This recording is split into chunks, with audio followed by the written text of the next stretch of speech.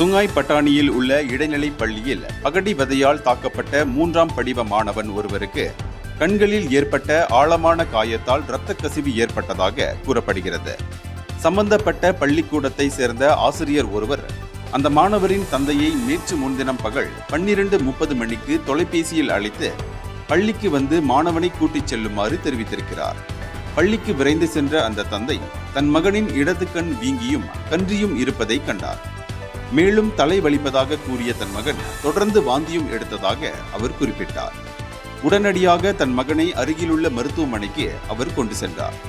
அங்கு மகனை பரிசோதித்த மருத்துவர்கள் பலமாக குத்தப்பட்டதால் கண்ணின் உட்புறத்தில் காயம் ஏற்பட்டு இரத்த கசிவு ஏற்பட்டிருப்பதாக கூறியுள்ளனர். ஏற்கனவே அந்த பள்ளிக்கூடத்தில் தாம் பகடி வதைக்குள்ளானதாக தன் மகன் தம்மிடம் தெரிவித்திருப்பதாக குறிப்பிட்ட அந்த 52 வயது தந்தை நேற்று முன்தினம் மாலை 6-8 மணிக்கு இது தொடர்பில் போலீஸ் புகார் செய்தார். புகாரை உறுதிப்படுத்திய கோலமுடா மாவட்ட காவல்துறை தலைவர் உதவி ஆணையர் ஹன்யான் ரம்லான் இதன் தொடர்பில் குற்றவியல் சட்டத்தின் 323வது பிரிவின் கீழ் விசாரணை முடுக்கிவிடப்பட்டிருப்பதாக கூறினார். இந்தியர்களின் இதய குரல் மக்களோசை.